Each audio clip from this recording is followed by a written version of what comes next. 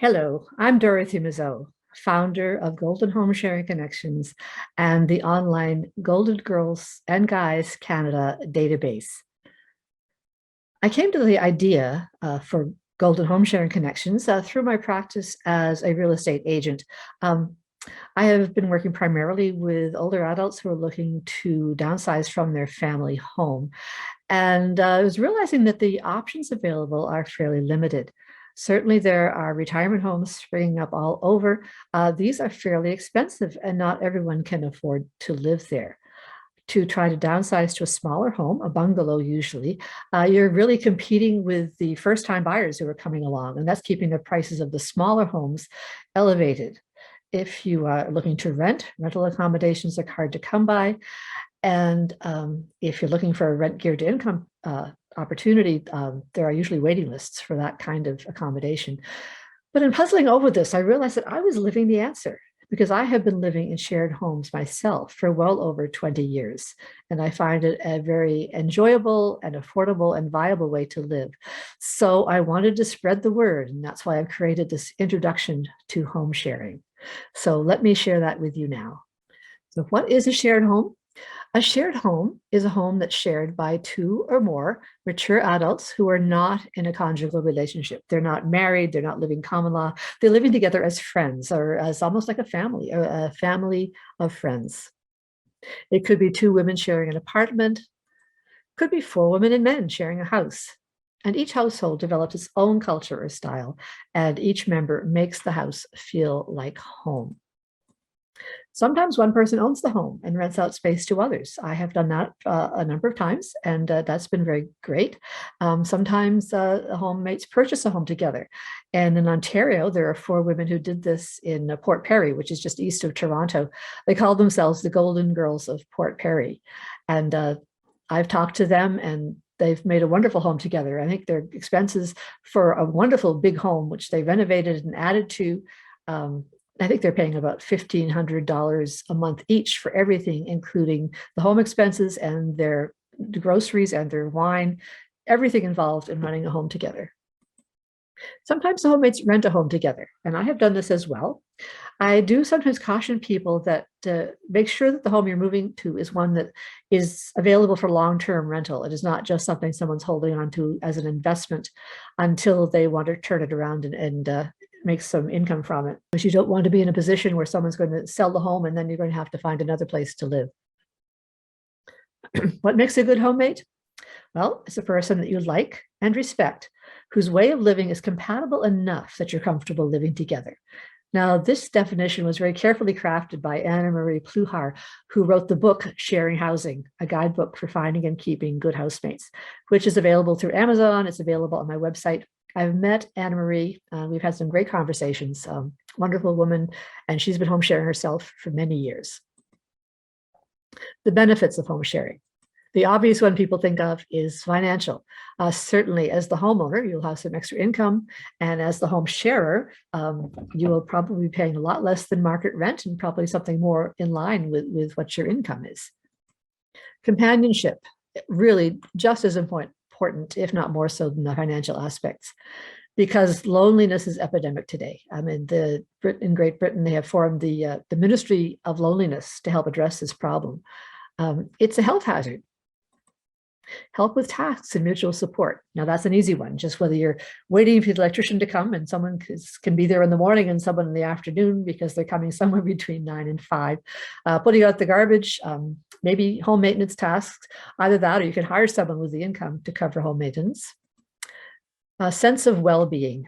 Now this, as Margaret Mead says, there's a universal need to know that someone wonders where you are if you don't come home at night. So just someone that has your back and someone that you can turn to in an emergency. And sustainability. Now this one, it's almost a no-brainer. If this is something that's of concern to you, I think more of us are gaining an awareness of this as a concern for the planet. One set of appliances, one set of utilities, so many things can be shared. You don't need two of everything. It's just a very simple way to be sustainable. Now, just to go into the financial aspects a little bit more, the average income of a single senior back in 2014, it has gone up some since then, but not that much, At that point, it was $26,000 a year for a single senior. Now, how much housing does that cover? Well, if you look at the measure of the housing cost burden, if you have a median income of $26,000 a year, and supposing you're spending 30% of your after-tax income on housing, which is a rule of thumb that many financial advisors will tell you, that's only $650 a month. And you can't get anything for that that's worth living in, truly. Even if you're severely burdened at that income rate, still you're paying just a little over $1,000 a month, and you can hardly even get a basement apartment for that these days. Many people are spending even more than 50%, but at that rate, you are really at risk of homelessness because there's no cushion. If an emergency comes up, you're going to be out of a home. But even if you're not overly burdened by your housing costs, this is particularly for the homeowners, think what you could do with the extra income from renting out a room or two in your home. The cost of home renovations, whether it's fixing the roof or replacing the furnace, or even making your home more accessible by putting in a roll-in shower, or grab bars, or even an elevator. There are some residential elevators now that can be installed in a lot of houses, or you can hire a housekeeper. Now, some people will rent a room in their house in exchange, and with a lower rent, in exchange for providing this kind of service. But I kind of caution against that, because if you have a housemate that you really get along with and are living happily together, it's a lot easier to fire a housekeeper than it is to fire a good housemate. So better to take the income from renting the house to someone and use that to hire someone to do the vacuuming and dusting twice a month, or whatever it is that you need, and just enjoy your housemate and just live happily together. Or you can build your travel fund. And that's another advantage to having someone in the house, because you go away and you don't need to find someone to take care of the plants or the pets or to take care of your house. There's someone there. Of course, you could also travel together, and that's another option if you want that kind of companionship. And speaking of companionship, people are social creatures, and we need not just the trivial sense we like company and the obvious sense we depend on each other, but we're social in very elemental ways. And I think the pandemic really has highlighted this, because I'm sure all of us, or many of us, if you're watching this, you probably have been on Zoom calls, that kind of thing, a lot.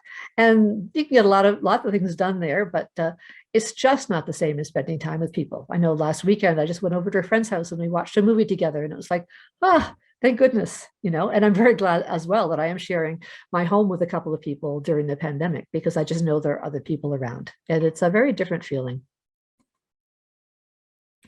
But interestingly, I think 28% of the households in Canada, this is from 2016, but I think this is pretty constant. And the percentage, interestingly, is about the same in the United States. 28% of people are living in one-person households, whether it is an older senior who's widowed or divorced and has their kids have left the nest and they have this big house by themselves, or whether it's people just starting out. There's a number of reasons people would be living in a one-person household. But the fact of the matter is that they're found that this is not a really healthy way to live. It's interesting too, there's another statistic here you'll see that non-family households of 2 or more, 4% of people are already living in shared housing, and I'm one of them.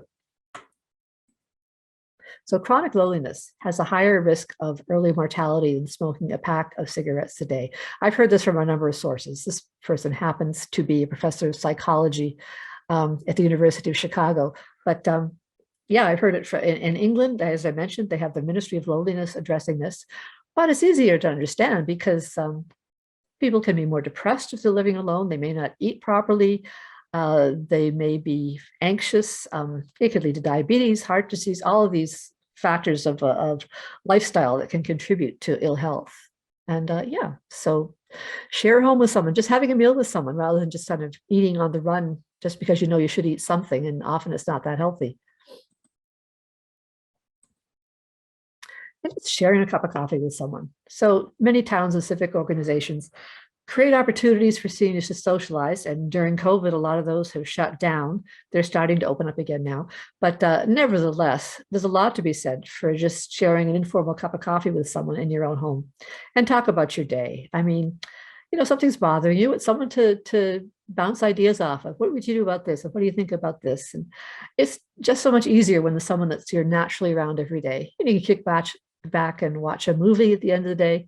Um, it's just, I don't know, I just enjoy it. And help with tasks and mutual support. We talked about that. Running errands, just someone to pick up the groceries or someone to, as you say, wait for the electrician.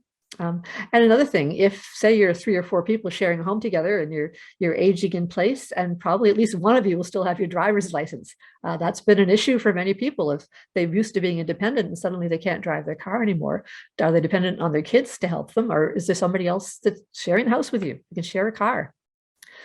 Putting out the recycling, waiting for electrician, and even childcare or elder support and elder care, and with professional support. But I can speak to this because prior to moving where I'm living now, about 3 years ago, I moved here.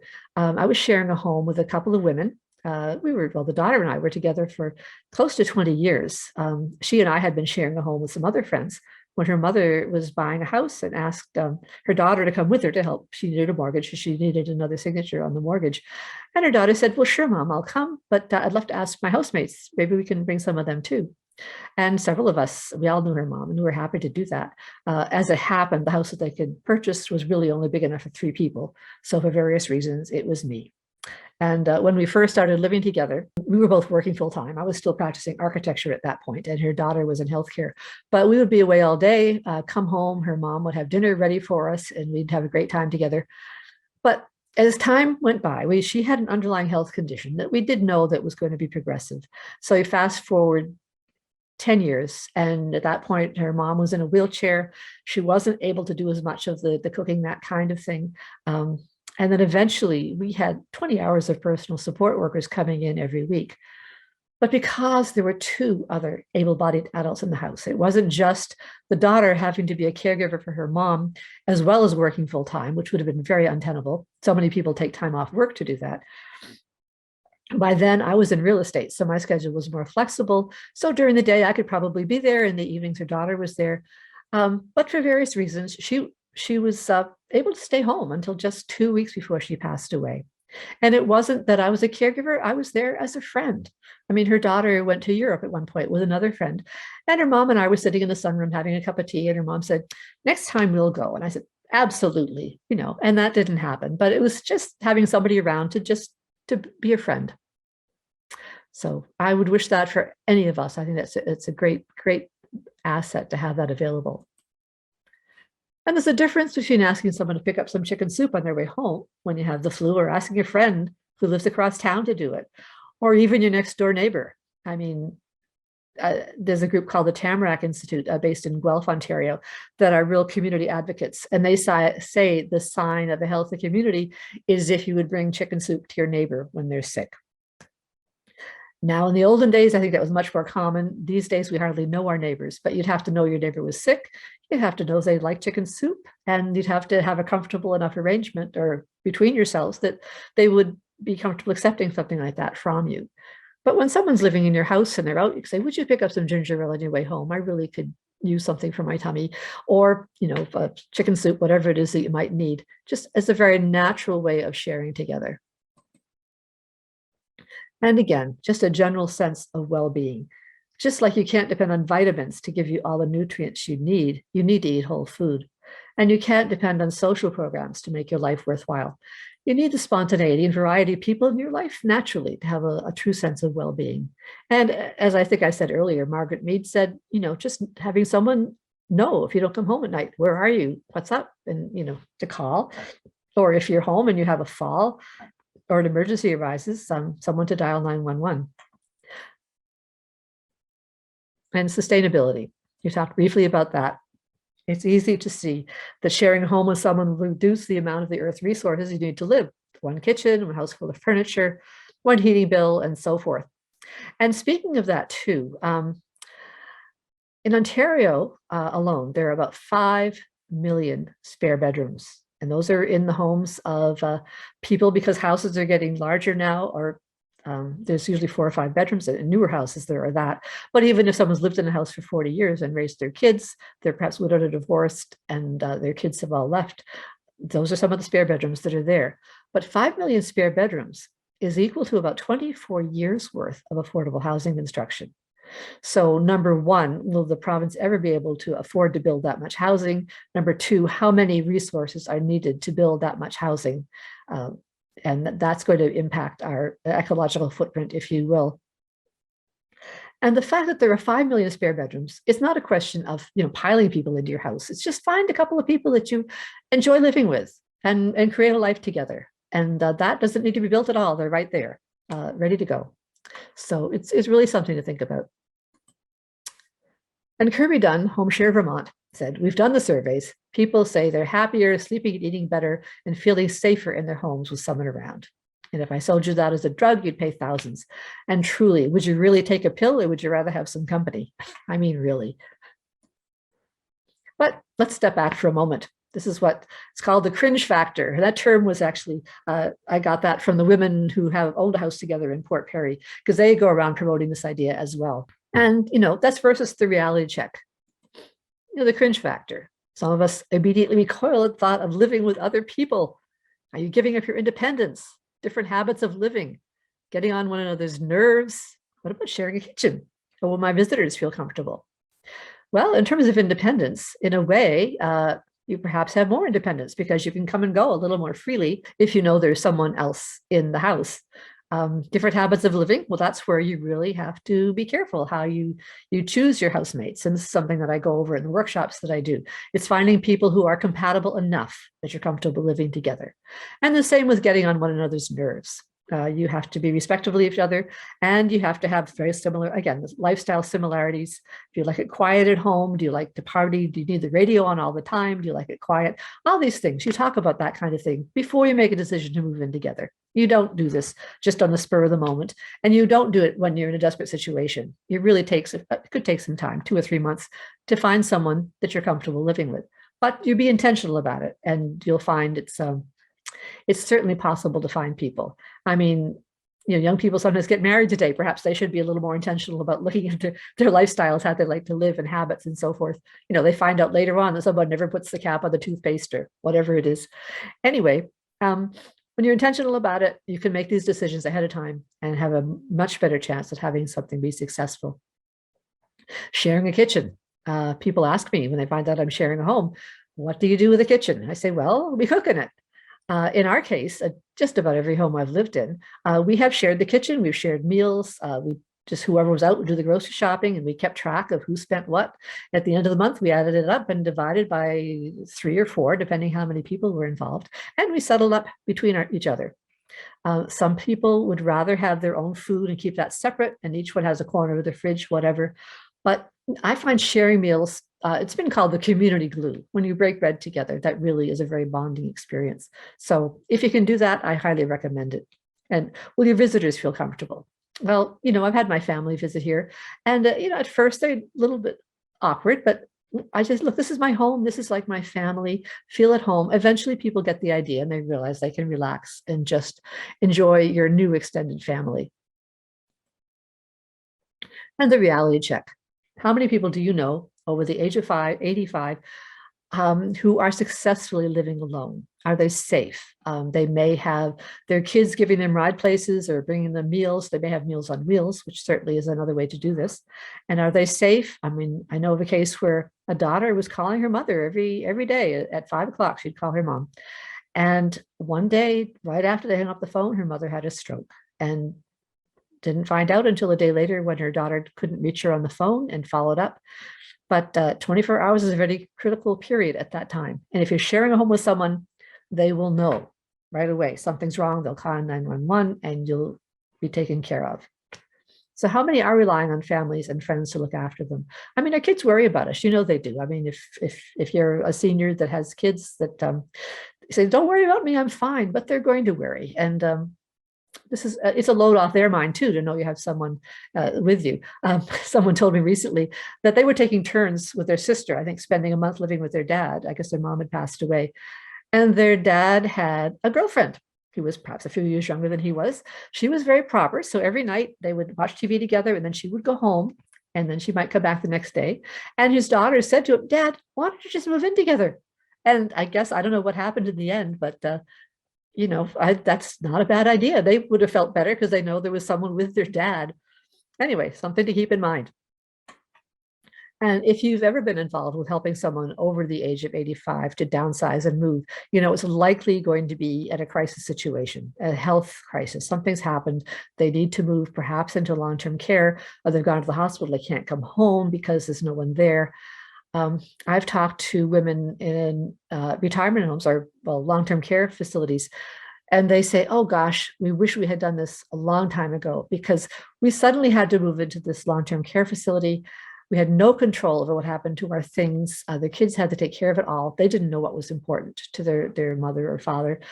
They did the best they could, but a lot of times things just go into the dumpster because unless someone wants something, they won't know what to do with it.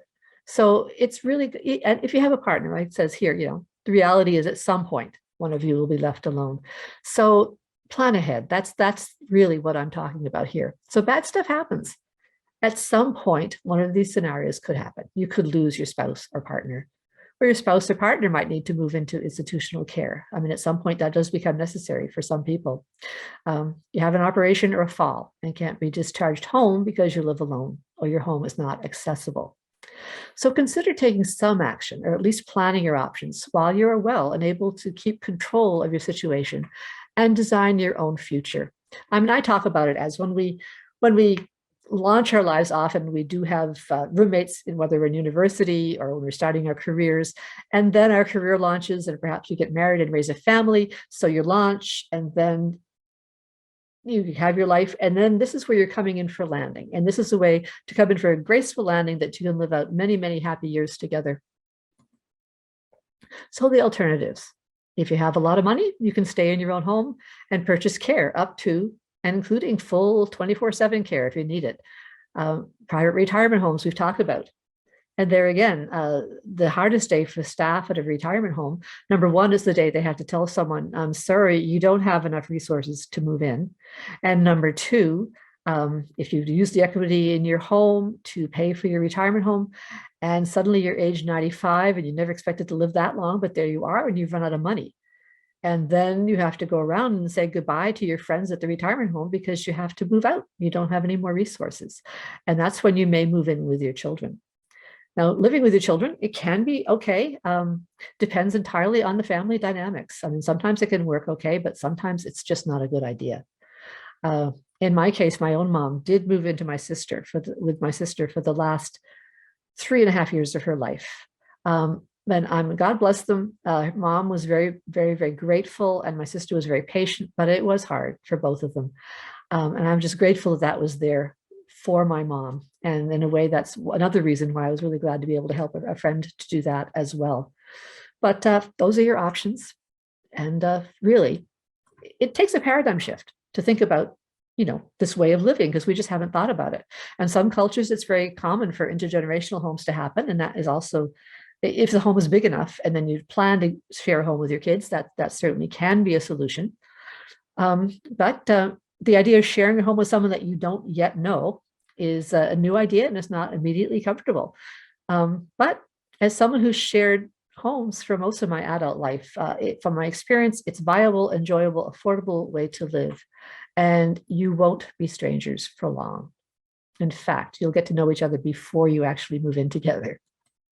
So my goal is to educate, inform, and inspire others to give it a try. Literally, some advocates recommend a 2-week trial period before you make a firm commitment to a promising homemate. After you've gone through all of the due diligence to make sure to the best you can that it's going to be a good fit. And that's the kind of things we talk about at my workshops. But you have nothing to lose and the possibility of a lot of happy living to gain. For more information on Golden Solutions workshops, which I've talked about, and the benefits of membership in Golden Girls Canada, and guys, because it's definitely for guys too, you can visit the website, goldengirlscanada.ca, email at hello@goldengirlscanada.ca, or call me, Dorothy Mazeau, at 416-550-4015. So there you have it. Home sharing is a golden solution to the housing crunch facing so many. Perhaps it's even a solution for you. If you have any questions or would like to know more, please reach out to me. I would be happy to hear from you. And thank you so much for listening.